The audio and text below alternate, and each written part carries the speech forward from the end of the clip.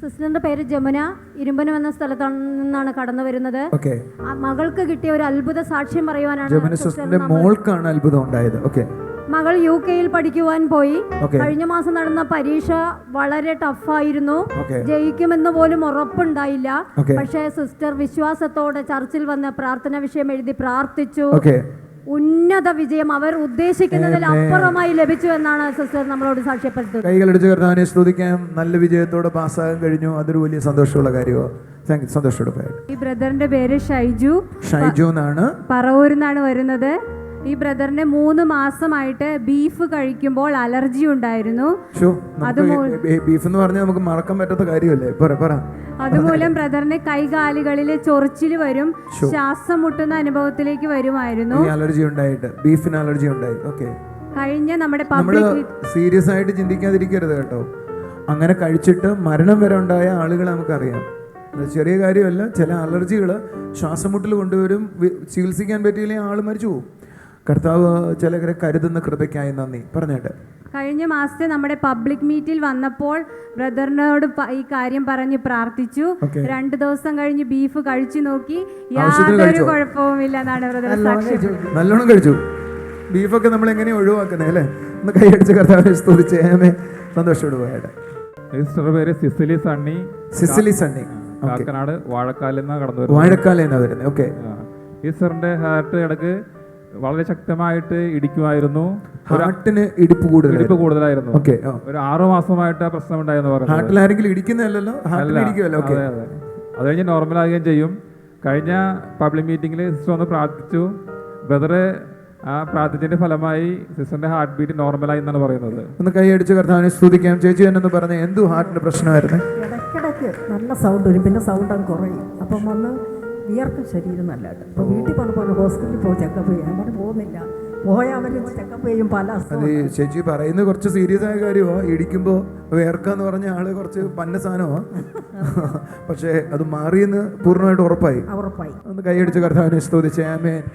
വന്നപ്പോൾ ബ്രദർ ഇങ്ങോട്ട് തന്നെ വനജയോട് പറഞ്ഞ കൈ വെക്കാൻ പറഞ്ഞു. കൈ വെച്ച് പ്രാർത്ഥിച്ചാൽ അത് മാറി. അതെ, സിസ്റ്ററോട് ഞാൻ അങ്ങോട്ട് തൂത് പറയുക ഹാർട്ടിന്റെ കാര്യം പറയാൻ വേണ്ടിയിട്ട്. അത് വലിയ കാര്യമോ. കർത്താവ് കണ്ടു എന്നതിന്റെ അർത്ഥം. സന്തോഷത്തോടെ കൈയടിച്ച് ആമേൻ പറഞ്ഞേട്ടെ.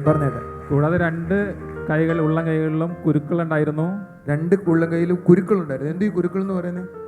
അരിമ്പാറ പോലെ? അരിമ്പാറല്ല, തടിപ്പ് പോലെ. അത് പക്ഷെ അലർജിയുടെ ആണോ എന്തോ, ഒന്നും ചൊറിച്ചിലൊന്നുമില്ല. പക്ഷെ തടിപ്പുണ്ടാവുമായിരുന്നു. അത് പരിപൂർണമായിട്ട് മാറിയോ? അത് എറണാകുളം ചർച്ചിൽ വന്ന് പ്രാർത്ഥിച്ചു. എറണാകുളം ചർച്ചിൽ വന്നതാണ്. കൈയടിച്ച് കർത്താവിനെ സ്തുതിക്കാം. കർത്താവ് കൊടുത്ത സൗഖ്യത്തിന് നന്ദി. ബ്രദർ സിസ്റ്ററിന്റെ പേര് മിനി അഭിലാഷ് എന്നാണ്. താൻ അങ്കമാലി എന്ന സ്ഥലത്ത് നിന്നാണ് കടന്നു വരുന്നത്. താൻ പറയുന്നത് കഴിഞ്ഞ 8 വർഷമായി ഉറക്ക ഗുളിക കൂടാതെ ഉറങ്ങുവാൻ കഴിയുമായിരുന്നില്ല. എന്നാൽ കഴിഞ്ഞ പബ്ലിക് മീറ്റിംഗിൽ വന്ന് പ്രാർത്ഥിച്ചപ്പോൾ കർത്താവ് അത്ഭുതകരമായി വിടുവിച്ച സാക്ഷ്യമായിട്ടാണ് താൻ നമ്മുടെ കൂടെ ആയിരിക്കുന്നത്. കഴിഞ്ഞ മാസത്തെ മീറ്റിംഗിന് പങ്കെടുത്താണ്.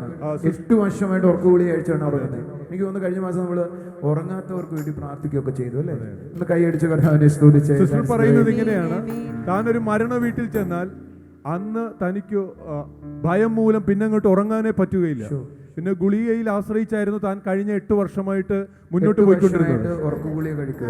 ഡോസ് എത്രയായിരുന്നു പറയാമോ? 3 ഗുളിക വെച്ച് കഴിക്കും. ഭയങ്കര ഡോസ് 3 ഗുളിക കഴിക്കും. സാധാരണ ഒരു ഗുളിക മണത്ത് കഴിഞ്ഞാൽ നമ്മൾ ഉറങ്ങിപ്പോകും കേട്ടോ. ഇത് 3 ഗുളിക കഴിച്ചിട്ടാണ് ഉറങ്ങിക്കൊണ്ടിരുന്നത്. കഴിഞ്ഞ മാസം മീറ്റിംഗിന് ശേഷം പിന്നെ മരുന്ന് കഴിച്ചില്ല. ഒന്ന് എഴുന്നേറ്റ് ഒരു കൈയടി കൊടുക്കാൻ നമുക്ക്. ചോണയായി ശബ്ദം ഉയർത്തിയിട്ട് ഒന്ന് ചേർന്ന് കൈയടിച്ചു കഥാനെ സ്തുതിച്ചുകൊണ്ട് പറഞ്ഞേ. പറഞ്ഞിട്ടോ?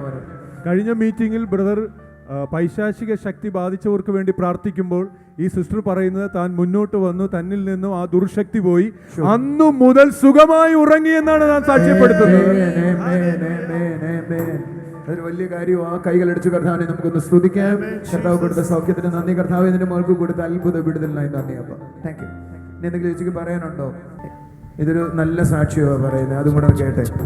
അപ്പൊ എപ്പോഴും ഞാൻ നെഗറ്റീവ് ചിന്തകളെ പുറകുറുപ്പിൽ മാത്രം വയ്ക്കും എന്ത് കാര്യത്തിനും. ആ ബ്രദറിന്റെ മെസ്സേജ് കേട്ടപ്പോൾ എനിക്കത് പുറുപുറുക്കുന്ന എന്താണെന്ന് മനസ്സിലായത്. സത്യത്തിൽ നമ്മൾ നെഗറ്റീവ് ചിന്തയും പറഞ്ഞുകൊണ്ടിരിക്കുന്ന കാര്യങ്ങളൊക്കെ അതിന് പുറുപുറുപ്പാന്ന് തോന്നുമായിരുന്നില്ല. അപ്പോൾ പുറുപുറുപ്പിൽ നിന്ന് രക്ഷപ്പെടാൻ പറ്റും.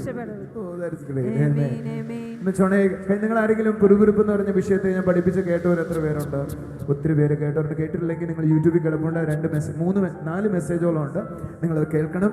സിസ്റ്റർ പറയുന്നത് തൻ്റെ പിറുപിറുപ്പ് മാറിപ്പോയി. ആമേൻ.